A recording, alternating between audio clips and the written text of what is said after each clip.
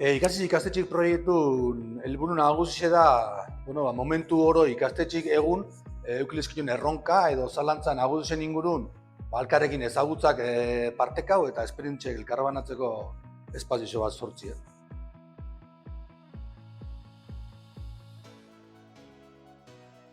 Prozesu da bideraute IBES arie osatzen den 5 ikastetxetako zuzendaritza taldetan.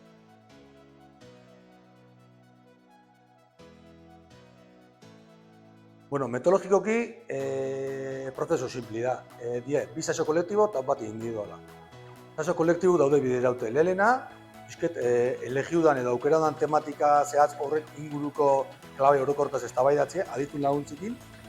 Eztabaida hori eta gero bakoitzek bere realidadea egokitzi intentatzeu hausnarketia ikastetxe bakoitzea, beste apoio bat egokitze adituna in situ, bakoitzek bere ikastetxein.